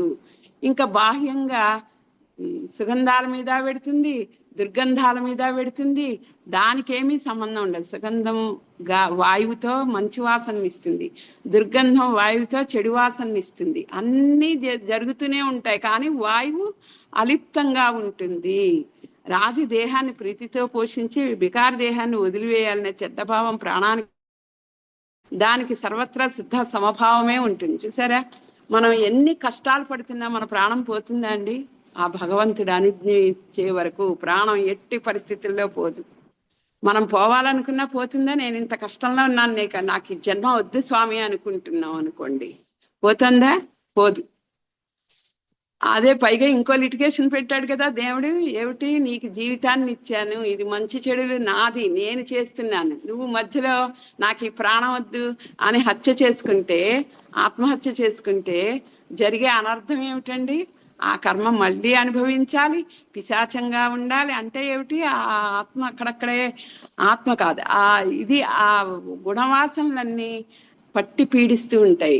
కాబట్టి ఇవన్నీ కూడా మనం మనసులో పెట్టుకోవాలి. ప్రాణము, అపానము, సమానము, ఉదానము, లేక సర్వసంధిలో ఉండేటువంటి వ్యానము, ఈ పేర్లన్నీ ఈ స్థానాల్లో ఉండి కూడా ప్రాణం తన ఏకత్వ భావనను వదిలిపెట్టదు. ఎన్ని అయినా ఉండని, ఎన్ని పద్ధతులైనా ఉండని, ధ్యానం అంటారు, ధ్యానం, ప్రాణం మాత్రం వీటినన్నిటినీ చూస్తూ ఆత్మ, ప్రాణం, వాయువు అవినాభావ సంబంధాలు ఉంటాయి వీటిలన్నిటికి. కానీ అలిప్తంగా ఉంటుంది. ఆత్మ ఎలా అలిప్తంగా ఉంటుందో ప్రాణం కూడా అలాగే ఉండి ఈ వాయువుని ఉపయోగించుకుంటుంది. అది దైవత్వానికైనా ఉపయోగించుకోవచ్చు, నీచ స్థితికి వెళ్ళడానికైనా. అన్నిట్లకి వాయువు అయితే అన్ని, దానికి ఏ సంబంధం లేదు. ప్రాణం ఇలా ఈ రకమైన తెలివైన పురుషులు ఈ వాయువులానే రెండింటి ఐక్యతను సాధించుకోవాలి. అంతరంలోను బాహ్యంలోను ఎప్పుడు సమాన ఐక్య భావంతో ప్రవర్తించాలి. చూసారా, ఇక్కడ అంతరంగా వాయువు ఏం చేస్తుంది మనకి? ఉచ్ఛ్వాస నిశ్వాసాలు, ప్రాణమే, ప్రాణానికి ఆధారమే అది. అలాగే మనకి లోపల వాయువుతో, నేను చెప్పాను కదా, వాయువుతో ఎన్నైనా యోగా ఇవన్నీ చేసేది వాయువుని పెంచుకుని ఇవన్నీ ప్రాణాన్ని ఇది చేస్తూ ఉంటాయి. అవి అంతర్శుద్ధి, లోపల చేసేది. బయటకి చేసేది బయట గాలి, చెడు. ఇప్పుడు కరోనా వచ్చింది, అప్పుడు గాలిలో ఏమైందండి? కరోనా ఆ చెడు గాలి వల్ల ఎంతోమంది ప్రాణాలు పోయాయి. అంటే బాహ్యంలో అంతరంలో కూడా వాయువు సాక్ష్యంగా ఏ రకంగా ఉంటుందో యోగులు కూడా ఆ రకంగా ఉంటారట. వాయువు సర్వుల్ని స్పృశించిపోతుంది, ఎక్కడా బంధింపబడదు. అలాగే యోగులు కూడా విషసేవన చేసినప్పటికీ ఎక్కడా దాని పట్ల ఆసక్తులు కారు. చూసారా, బాహ్యంగా విషసేవన చేస్తారు. ఇప్పుడు బాబా దగ్గరికి ఎంతో మంది భక్తులు వచ్చేవారు, వాళ్ళ యోగక్షేమాలన్నీ కనుక్కుని బాబా వాళ్ళతో పాటే వాళ్ళకి అర్థమయ్యే భాషలో వాళ్ళకి నచ్చినట్టుగా మాట్లాడేవారు. అంత మాత్రం చేత ఆయన విషయాలను పట్టుకున్నారా? లేదు, ఆయన విషయాలకు అలిప్తంగానే ఉండేవారు. ఈ రకంగా సుగంధంపై గాలి తిరుగుతూ ఉన్నప్పటికీ అది ఆ సుగంధాన్ని సామర్థ్యంతో వారు దేహ గుణంతో కలవరు. మహాత్ములకి అన్నీ తెలుసు, అన్నిట్లకి అతీతమైన ఆత్మస్థితిలో ఉంటారు. కాబట్టి వాళ్ళు పైకి ఎలా కనిపించినా కూడా వాళ్ళ హృదయంలో అలాంటి భావన ఉండదు అని ఇక్కడ చెప్తున్నారు.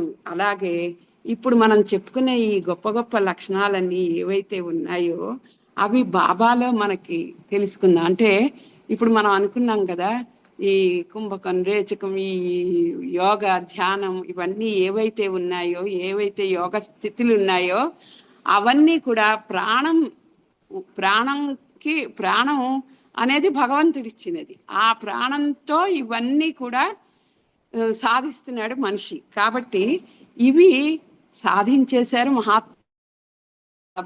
ప్రాణం యొక్క ఆధారంతో ఈ వాయువుని ఏ రకంగా వాళ్ళు అంతరంగాను బాహ్యంగాను నిర్మలంగా ఉంచుకున్నారు అనేది ఇక్కడ మనకి చెప్పుకుందాం. బాబా పరోపకారార్థం శ్రమ పడేవారు, భక్తులకు ప్రేమతో ప్రమాదం నుంచి రక్షించేవారు. ఇప్పుడు మనం లక్షణాలు చెప్పుకున్నాం కదా, పర్వతం గురించి, వృక్షం గురించి, ఇవన్నీ మనం ఏవైతే లక్షణాలు చెప్పుకున్నామో అవి బాబాలో ఎలా కనిపిస్తాయి మనం చూద్దాం. ఒక కమ్మర స్త్రీ కేవలం బిడ్డ పడిపోతుంటే బాబా అని అరిచిందిటంతే. ఆయన ఏం చేశారు? పరిగెట్టుకొచ్చేసి ఆ బిడ్డని రక్షించారు. కేవలం ఒక పిలుపుతో, అంటే ఉపకారానికి వాళ్ళు ఏం చేసింది, ఏం సాధన చేసింది ఆ అమ్మాయి? ఏమీ లేదు. మనోభావనలో బాబాని భగవంతుడిగా భావి ఆ సమయంలో మనం అయ్యో అమ్మో అనుకుంటూ ఏదో అరుస్తాం, రక్షించండి అంటాం. కానీ ఆమె మనస్థితితో ఆమె బాబా అని అరిచింది కాబట్టి అది భక్తి. ఆ భక్తితో ఎప్పుడైతే బాబా అని అరిచిందో ఆయన ఏ స్థితిలో ఉన్నా వచ్చి ఆ బిడ్డని రక్షించారు. అంటే చూసారా, పరోపకారం అనేది ఏ రకంగా బాబా యొక్క స్వభావం అయ్యిందో మనకి అర్థమవుతోంది. ఇంకా ఎంతో మందికి అప్పట్లో ప్లేగు వ్యాధి ప్రాణాంతకం. కరోనా ఎలా అయిందో అప్పుడు అలా ఉండేది కదా. అప్పట్లో కలరా, ప్లేగు ఇవన్నీ చాలా భయంకరమైన వ్యాధుల్లా ఉండేవి పల్లెటూళ్ళల్లో. ఎందుకంటే వాళ్ళకి అప్పట్లో అంత శుభ్రత అనేది పాటించేవారు కాదు కాబట్టి ఆ సమయంలో ప్లేగు నుంచి ఎంత మందిని రక్షించారో బాబా. ఒక ఆవిడ తన పిల్లాడు ఇంకా ప్రాణం పోతుంది, మీరే దిక్కని వస్తే, బాగా అవుతుందిలే వెళ్ళు చూడు నీ కొడుకుది నేను అనుభవిస్తున్నానని వెనకాల అంగీని పైకి తీసి చూపిస్తే ఆయన వీపు మీద 4 బొబ్బలు ఉన్నాయట. అంటే ఎంతమందిని అలా రక్షిస్తున్నారు వాళ్ళు. ఒకటి, వాళ్ళకి ఆ శక్తి ఎక్కడొస్తుంది? ఆత్మస్థితిలో భగవంతుడినే ధ్యానిస్తున్నారు కాబట్టి ఆ భగవంతుడు వీళ్ళ యొక్క ఈ స్వభావాన్ని చూసి ఆ రోగాన్ని ఈయన మీదకి తెచ్చుకుంటే ఈయన మీద ఉన్న రోగాన్ని తీసేశాడు భగవంతుడు. ఆ శక్తి వాళ్ళకు ఉంది. భగవంతుడు వాళ్ళల్లో దేదీప్యమానంగా తేజస్సుతో వెలుగుతున్నాడు కాబట్టి వాళ్ళు అది తీసుకోగలిగారు. అయితే ఆ గుణం ఎలా వచ్చింది మహాత్ములకి అంటే ఈ పరోపకార గుణాల వల్ల. ఇవన్నీ వాళ్ళు సాధించారు. ఆత్మస్థితిలో ఉండి ఈ గుణాలన్నిటిని మనం ఏదైతే కష్టం అనుకుంటున్నామో వలసిన గుణాలని అవి వాళ్ళు సాధించారు కాబట్టి భగవంతుడు వాళ్ళకి అధీనమై ఉన్నాడు. హిందూ అనుకున్నవారు ఇంకా ఆయన ఎంత చక్కగా సమాధి, ఖండయోగం, దౌతి ప్రయోగం చేసేవారు. మనం బాబా చరిత్రలో తెలుసుకుంటాం కదా. ఏమిటి, ఆయన అప్పుడప్పుడు అన్ని తీసి వేలాడదీసి చేస్తే బాబాయ్ బాబాని ఎవరో హత్య చేశారని భయపడిపోయి రాత్రంతా నిద్రపోకుండా మర్నాడు పొద్దున పరిగెట్టుకెళ్ళాడు. ఒక అతను చూస్తే బాబా మామూలుగా కూర్చుని నవ్వుతూ మాట్లాడుతున్నారు. ఆ దృశ్యం నిజమేనా, నేనే చూశానా అనుకుంటే బాబా పిలిచి, చూశావు కానీ భయపడకు అన్నారు. నేను చేశాను. ఏమీ చెప్పరండి మహాత్ములు, భయపడకు అన్నారు అంతే. అలాగే ఆయన ధౌతి అంటే ఇలాగ అన్ని పేగులు తీసి శుభ్రపరచు, ఏమంటే అవి వాళ్ళు తింటారు, వాళ్ళకి ఆహారం మీద నియమం లేదు, ఏది దేని మీద దృష్టి లేదు కదా. కానీ ధౌతి యోగం అని తనంతటి తనే అన్ని పేగులు శుభ్రం చేసుకుని బయటికి కక్కి శుభ్రం చేసుకుని మళ్ళీ లోపలికి మింగేవారట. ఇది చాలా విచిత్రమైనవి. ఇలాంటివన్నీ వాయువు వల్ల వాళ్ళు సాధించినవి. కానీ ఏవి ఎలా ఉన్నా మహాత్ములు వాళ్ళ అలిప్తంగా ఇలాంటివన్నీ కూడా చెయ్యగలరు అని చెప్పడం కోసం ఇవి చెప్పుకుంటున్నాం. ఇంకా ఆయనకి హిందూ అనుకున్న వారికి ముస్లింలా, ముస్లిం అనుకున్న వారికి హిందువులా, ఇలా విచిత్రంగా కనిపించేవారు. అయినా ఆయన యొక్క నిజస్థితి ఎప్పుడు ఎవ్వరికి ఏ సలహాలు నువ్వు ముస్లిం అవ్వు, నువ్వు హిందూ అవ్వు ఆయన జ్ఞానులు మాట్లాడరండి. అది ఎవరి పర్సనల్ ఫీలింగ్ వాళ్ళది భగవంతుడు అనేది. ఎందుకంటే భగవంతుడు చెప్పాడు, నువ్వు నీ యొక్క బుద్ధితో నీ యొక్క మేధస్సు నీకు ఎంత ఉంటే దాంతో నువ్వు చేసే ఏ భావన, అక్కడ నేను దిగొచ్చి నీ భావనకి రాముడు గాను కృష్ణుడు గాను ఇంకొకటో రాతి విగ్రహంలో కూడా భగవంతుడు లాస్ట్కి వచ్చి ఉంటున్నాడు మన కోసం అని. అది మహాత్ములకి తెలిసి వాళ్ళు ఏ రకమైన భావనల్ని పెట్టుకోకుండా ఆత్మస్థితిలో ఆ నిరాకార పరబ్రహ్మ స్థితి ఏదైతే ఉందో అక్కడ ఉంటారు వాళ్ళు. కానీ మనం ఏవైతే గురువు దగ్గరికి నేర్చుకోవడానికి పెడుతున్నామో ముందు మన అభిప్రాయాలను వాళ్ళు గౌరవిస్తారు. గౌరవించి తర్వాత నిజమైన ఆ జ్ఞానాన్ని మనకి బోధిస్తారు. ఇదండి మహాత్ములు చేసే పని. అదే రోజు సాయంత్రం ఇంకా శ్రీరామనవమి పండుగ చేసిన రోజే సాయంత్రం నమాజ్ చదవడం, తాబూత్ ఊరేగింపు ఇవన్నీ చేసేవారు. ఉభయ ఉత్సవాలను సమానంగా చేసేవారు. వారికి జాతి మత భేదాలు లేవు, దేహాభిమానం లేదు, వాద వితండాలతో వారికి ప్రీతి లేదు. సాధించుకోవడం, ప్రతిదానికి మనమే జ్ఞానులు అన్నట్టు మాట్లాడడం, ఈ తర్కాలు ఇవన్నీ నిజంగా మిడిమిడి జ్ఞానం వాళ్ళకే ఉంటాయండి. నిజమైన జ్ఞానులు ముఖ్యంగా పరబ్రహ్మ స్వరూపాన్ని పొందిన బ్రహ్మజ్ఞానులు మౌనంగా ఉంటారు. వారి ఏ తర్కాలకి దిగరు. నువ్వు ప్రేమగా వచ్చి అడిగితే, అభ్యర్థిస్తే నీకు జ్ఞానాన్ని ప్రసాదించే మహాత్ములు మాత్రమే వాళ్ళు. వారికి గౌరవ మర్యాదలు అసహ్యం. రాజు పేద అవసరం లేదు, ఆ దేహాభిమానం అసలే లేదు, వాద వితండాలు వారికి నచ్చవు. వారికి గౌరవ మర్యాద అసహ్యం, ప్రేమ తత్వం వారిది. ఇంకా ఏదైతే మనం ఇప్పుడు రాను రాను చంద్రుడు, సూర్యుడు ఇవన్నీ కూడా గురువులే అని చెప్తున్నారే. చంద్రుడు అంటే ఏమిటండి? క్షయం. అగ్ని, అగ్ని చూడండి కాలుస్తుంది, ఆ షేపులు అలాగే ఉంటాయి, కాలుస్తుంది. కానీ మనిషి కూడా అంతే. ఏమిటంటే మనం ఈ దేహాలతో ఈ ఆకారాలతో వచ్చాం, కానీ ఆత్మ అనేది ఏ స్థితిలో ఉందో అది అదే స్థితిలో ఉంటుంది.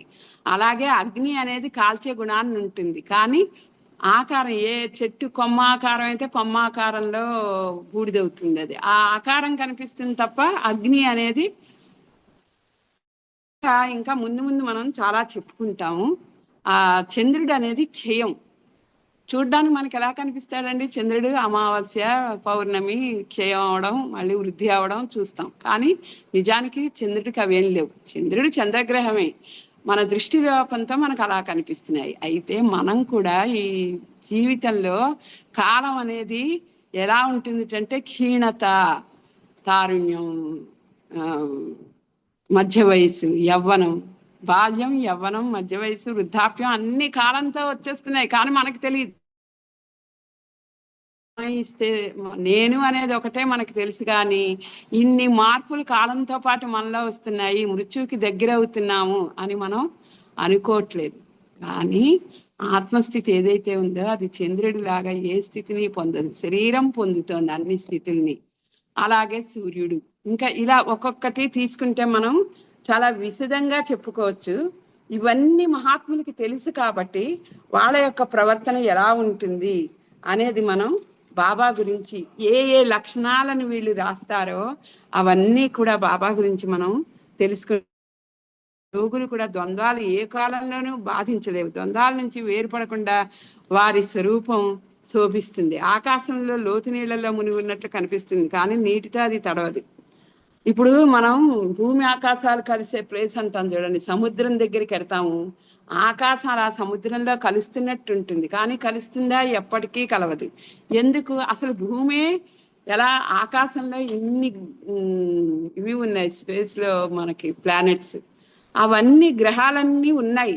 దేనికి అది ఉన్నాయి? కానీ ఆకాశం అనేది శూన్యము, వాయువుతో నిండిన ఈ ఆకాశం ఒక స్టేజ్ అయ్యాక ఆ వాయువు కూడా ఉండదు. ఇవన్నీ మనం చెప్పుకుంటాం, అది పక్కకి పెట్టండి. ఆకాశం అంటే ఏమిటి? ఇప్పుడు అదే మనం మహాత్ములు ఈ రకంగా ఆకాశంలో లోతు నీళ్లలో మునిగి ఉన్నట్లు కనిపిస్తుంది, కానీ నీటితో అది తడవదు. అలాగే యోగులు సర్వదేహాల్లో ఉండి కూడా అలిప్తంగానే ఉంటారు.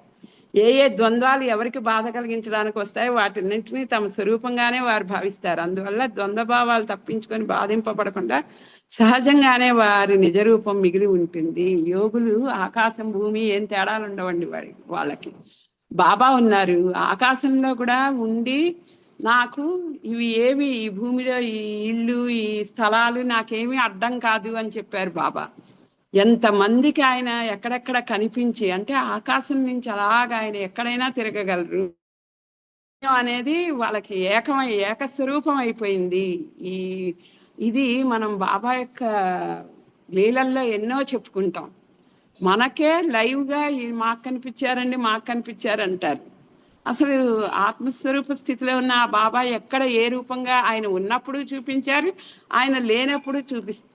అంటే ఈ ఆకాశం అనే ఈ అపరిమితమైన, అంటే దీనికి ఒక పరిమితి లేదు, ఏమీ లేదు కదా, అలాంటి స్వభావం యోగులు కలిగి ఉన్నారు. కాబట్టి వాళ్ళకి ఏది ఇది అడ్డు అన్నది లేదు. అదే బాబా మీరు విని ఉంటాం, మనకు అది చాలా ఆశ్చర్యంగా అనిపిస్తుంది. ఒక పలక ఎవరో బాబాకు ఒక చెక్క పలక తీసుకొస్తే ఆయన ఏం చేశారు, కట్టారు మంచంలాగా పైన, అది కూడా ఒక ఫ్యాన్ ఎత్తికి కొంచెం కింద వరకు వచ్చేట్టు ఎత్తారు. సరిగ్గా నుంచుంటే పైన ఉన్న సీలింగ్ తగులుతుంది ఆయనకి, బాబాకి. అలాంటి దాంట్లో కూర్చుని ఆయన ఎలా ఎక్కేవారో తెలియదుట, ఎలా దిగేవారో తెలియదుట. దాని మీద ఎవరు కూర్చున్నా గుడ్డ పీలికలు చిరిగిపోయి కింద పడాల్సిందే. అలాంటిది బాబా అక్కడ కూర్చుని, పైగా 4 వైపులా దీపాలు పెట్టుకుని పడుకునేవాట. ఆయన నిద్ర అండి, అది నిద్ర కాదు. ఎందుకు ఇది మనం చెప్పుకోవాలి అంటే, వాళ్ళు ఏ స్థితిలో అయినా, అంటే సూక్ష్మాతి సూక్ష్మమైన బరువు లేని అణువుగా కూడా వాళ్ళు ఉండగలరు.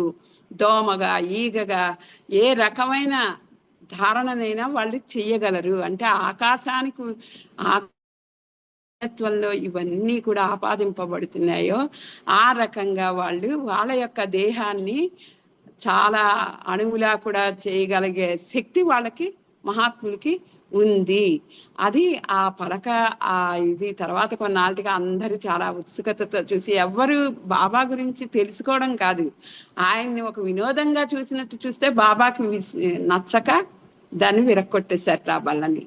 అలాగే పడుకున్నప్పుడు ఇంకా నామస్మరణ ఇవన్నీ మనం చెప్పుకున్నాం కదా. ముగ్గురు 3 వైపులా పడుకుని ఎంత భాగ్యవంతులు ఆ మహల్సాపతి తాత్య వాళ్ళు. వాళ్ళ మీద అంత ప్రేమ ఆయన చూపించారండి. అది అంత క్రమశిక్షణగా వాళ్ళు. మనమైతే సుఖాలకి సుఖభోగాలకు అలవాటైన వాళ్ళం, బాబా పిలుస్తున్నారంటే భయపడి పారిపోతాం రాత్రి అయితే. నేల మీద పడుకుని ఆయనతో రాత్రి నిద్రపోనివ్వడు, ఎప్పుడు నామస్మరణ అంటాడు అనుకుంటూ ఉంటారు. కానీ మహల్సాపతి తాత్య ఎంతో ఇష్టంగా బాబా సన్నిధిలో జీవితాన్ని గడిపారు అనేది. అంటే మహాత్ముల యొక్క సన్నిధిలో శాంతి అనేది అంత గొప్పగా అనుభవానికి వస్తుంది. అది గ్రహించిన వాళ్ళు అలాంటి మహాత్ముల్ని వదలరు. వాళ్ళ జీవితాంతం ఆ సాధన చేసి, ఒక ఈ జన్మలో కాకపోవచ్చు ఇంకొక జన్మలోనే, ఏ జన్మలైనా వాళ్ళంతట వాళ్ళ ఈ మహాత్ములతో సమాగమంతో భగవత్ సన్నిధిని చేరుకుంటారు.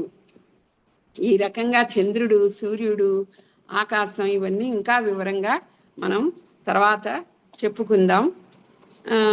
కాలాతీతం అవుతుంది, కానీ ఒక చిన్నది ధ్యానం. ప్రేమలో మనసును చేయి లీనం, నీ హృదయం చేస్తుంది నృత్యం గానం, అదే అసలైన ధ్యానం.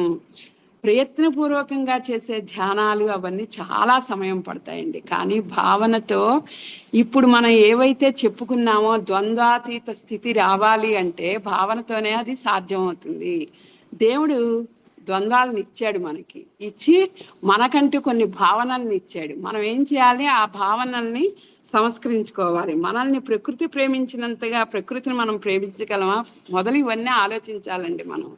అప్పుడు ఒక్కటే మనం తెలుసుకోవాల్సింది ఏమిటంటే, ఎంత ఉందంటే జ్ఞానం గురించి తెలుసుకోవాలంటే ఇవన్నీ వింటున్నాం కానీ ఇంకా సులభతరమైన మార్గాల్ని మనకి గురువులు చెప్తున్నారు. శ్రీరామ్ సార్ చెప్పిన ఆ సులభతరమైన మార్గాల్లో కనుక మనం ఎంత పెద్ద గ్రంథాలైనా మనకు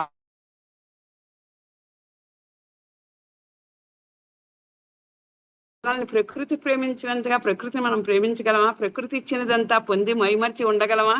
ఆ స్థితికి మనం చేరగలిగితే ప్రకృతి పట్ల ఆత్మీయతతో, కృతజ్ఞతతో హృదయం బరువెక్కుతుంది. మది నాట్యం చేయడం ప్రారంభిస్తుంది. మన హృదయం చేసే ఆనంద తాండవమే ధ్యానము. అసలు ప్రతిదీ మనం గ్రహిస్తే, కళ్ళు ఉన్నాయి ఎంత అద్భుతమైనవో అనుకున్నాం, కబోదిని చూస్తే మనకు తెలుస్తుంది కళ్ళ యొక్క విలువ. అంటే అంత అద్భుతమైనది మనకు పెడితే కూడా మనం గ్రహించలేకపోతున్నాం కదా. ఇలాంటివి గ్రహించగలగాలనే కదా మనం అనుకుంటున్నది. అలా ప్రతి ఒక్క విషయంలోనూ చూడగలిగినప్పుడు హృదయం చేసే ఆనంద తాండవమే ప్రేమ. ఎంత కృతజ్ఞతలు చెప్పుకోగలం. వేల వర్ణాల పూలతో నిండిన తోటను చూడండి, ఆ పరిమళాలు ఎదలో నింపండి. అర్ధనిమీలిత నేత్రాలతో సృష్టికర్త భావుకతను మౌనంగా అంగీకరించండి, కీర్తించండి. ఆ చైతన్యంతో పూర్తిగా తదాత్మ చెందండి. అసలు ఈ శక్తి ప్రకృతికి ఎలా వచ్చింది, ఎక్కడి నుండి వచ్చింది? ఈ విధమైన నిబిడాశ్చర్యంతో నిశ్చల మానసిక స్థితి ప్రాప్తిస్తుంది. హృదయం ఒడిదుడుకులు లేని సరోవరం అవుతుంది. బహుర్ముఖం చేద్దామని ప్రయత్నించినా మనసు చెక్కు చెదరదు. అటువంటి సహజ సుఖ స్థితి కావాలి. ఆ స్థితి అలవాటు కావాలి. ఫస్ట్ సహజ స్థితిని మనం తెలుసుకోవాలండి. ఇవన్నీ విషయాలు తెలుసుకుంటున్నాం, కానీ నిజంగా సహజ స్థితిని పొందలేకపోతే ఇవన్నీ కూడా మనం కూడా మనం వాటిని అనుభవించలేం. సహజ స్థితి అంటే ఏమిటి? మనసుని సహజంగా నెమ్మదించనియండి, బలవంతం పెట్టకండి, అసంకల్పితంగా అలవోకగా ఒక అంశం మీద కేంద్రీకరించనియండి. యాంత్రికంగా పాదేగళం పైన లేదా నాసికాగ్రం మీద బలవంతంగా దృష్టి పెట్టకండి. ఇష్టదేవతల యొక్క నామస్మరణ చేసిన వారి చరణ కమలాల మీద దృష్టి నిలిపిన వెనువెంటనే విశ్వాంతరాళమంతటా నిండిన ఆ మహాశక్తి యొక్క అనంత సామర్థ్యం మనోనేత్రానికి దర్శనం కావాలి. మీరు ఏ లలితా శాస్త్రం చదివినా, విష్ణు సహస్రం చదివినా, నమ్మకం చమకాలు చదివినా వర్ణించేది దేని గురించి అండి? ప్రకృతి యొక్క శోభ గురించి, తేజస్సు గురించి. ఇవన్నీ ప్రకృతి గురించి బాహ్యం అని మనం ఏదైతే అనుకుంటున్నామో గురించే వర్ణన. ఇది నేను, అది నేను, ఇది నేను అని చెప్తున్నాడు భగవంతుడు. ఇంత చెప్పినా వీటిని దాటి ఏదో జంప్ చేసి భగవంతుడి దగ్గరికి వెళ్ళాలంటే ఇది చేద్దాం, ఆ ధ్యానం చేద్దాం. మనస్సుని నియంత్రించకండి. మొన్నే అనుకున్నాం. ఏం చేయాలి మనం? ఈ యొక్క భావనల్ని మనం పెంచుకుంటే నిజంగానే ఆనందం, నిజంగానే శాంతి వస్తుంది. ఆ మహాశక్తికి అనంత సామర్థ్యం మనోనేత్రానికి దర్శనం కావాలి. ఆ అద్భుత ప్రజ్ఞ మన బుద్ధికి స్ఫురించాలి. ఆ అపార వాత్సల్యం, ఆ ప్రేమ మరిమళంతో మన మది మత్తులో మునిగి తేలాలి. కృతజ్ఞతతో హృదయం నిండి పొంగిపోవాలి. అదే నిజమైన ధ్యానం. అప్పుడే అవధి లేని ఆనందం లభిస్తుంది. తీవ్రమైన ఆధ్యాత్మిక సాధన చేసిన కొందరు అతీత శక్తులు సిద్ధులు లభిస్తాయని చెప్తూ ఉంటారు. అవి నిజమేనా అని సందేహం వస్తుంది. ఓ నిజమే అండి, సిద్ధులు వస్తాయి. వస్తే నీకు ఆకాశంలో ఎగిరే శక్తి వచ్చింది, వస్తే ఆకాశంలో ఎగిరావు. సో వాటి నీకు అక్కడే ఉండగలవా? ఆహా. ఈ ఫ్రెండ్స్, ఈ ఆనందం, ఈ హోటల్స్, ఈ ఫుడ్, ఇవన్నీ ఆకాశంలో దొరుకుతాయండి. ఎందుకే గుర్తున్నావు? తెలియదు. మొదలు సరదాగా ఇదేదో ఒక ప్రత్యేకమైన అనుభవం లాగే ఉంటుంది. తీరా ఆకాశానికి వెళ్ళాక నీకు కావాల్సిన అక్కడ ఏమి దొరకనప్పుడు నీకు అది నిరుపయోగం అయింది కదా. అప్పుడు మళ్ళీ నువ్వు భూమి మీదకే వస్తావు కదా. ఎగిరే శక్తి లేదు, ఎందుకంటే నాకు ఎగరవలసిన పని లేదు. అది మనకు లేని శక్తుల గురించి మనం ఎందుకు ఆలోచించాలి? అవసరం లేదు. ప్రేమ, జ్ఞానం, ఇవి మన మస్తిష్కానికి అందితే మన మనస్సులో నుంచి అన్ని వాటంతటవి ఉద్భవిస్తాయి. అప్పుడు వస్తే రానివ్వండి అష్టసిద్ధులు, కానీ వాడితే మనకి పని ఉండదు. అలాగే నీళ్ళలో నడిచే శక్తి నాకుంటే సముద్రంలో 100 మైళ్ళు తిరుగుతాను, కానీ ఏం లాభం? చేపలు, తిమింగలాలు అంతే కదా. పార్కులు ఉన్నాయా, షాపింగ్ మాల్స్ ఉన్నాయా? సముద్రంలో అప్పా నేను సముద్రంలో ఎంతసేపు అయినా ఉండగలనండి. ఉండి నువ్వు చేస్తున్నది ఏమిటి? అలా అన్నమాట. ఉపయోగాలు కొంచెమే ఉంటాయి, కానీ నిజమైన స్థితిలో ఉన్న ఆనందం వీటి ప్రయత్నాల వల్ల అయితే రాదు. శాంతి వీటి వల్ల రాదు. సాధన చేసి ఎటువంటి సిద్ధులు పొందవలసిన పని లేదు. అతీత శక్తులు అవసరమే ఉంటే అడగకుండానే శాసించే శక్తి మనకు సాధనతో రాలేదు. ఏ మంత్ర సాధనతో ఆహారాన్ని జీర్ణం చేసుకుని శక్తిని పొందాం. అష్టసిద్ధులు పొందిన అవధూతలే ప్రకటితం చేయరండి. అప్పుడప్పుడు పరోపకారానికి ఉపయోగిస్తారు తప్ప వాళ్ళు నాకు సిద్ధులున్నాయి అని మీకు ఎప్పుడైనా చెప్పారా? ఏ మహాత్ముడైనా చెప్పాడా? చెప్పరు. ఎందుకంటే వాళ్ళకి అవి అప్రయత్నంగా సహజంగా వచ్చాయి, కానీ దాని అవసరం వాళ్ళకు కూడా అంతగా కనిపించలేదు. అలాంటిది మనం మన జీవితాన్ని వెచ్చించి ఈ సాధనల కోసం ఏదో కొంచెం వచ్చేప్పుడు నేను చాలా గొప్పవాడిని, బాబాతో సమానం అయిపోయాను అనుకునే వాళ్ళని చాలా పరీక్షించాలి. అంటే ఇలాంటివి కరెక్ట్ కాదు అని మనం తెలుసుకుంటూ మనకు అవసరమైన శక్తులన్నీ అడగకుండానే తన శక్తినంతా ధారపోసి మనకు సృష్టికర్త అందించాడు, ప్రసాదించాడు. మనకు కావాల్సిన కళ్ళు, నోరు, ముక్కు, మన అవయవాలు ఇవి మనకు కావాలి.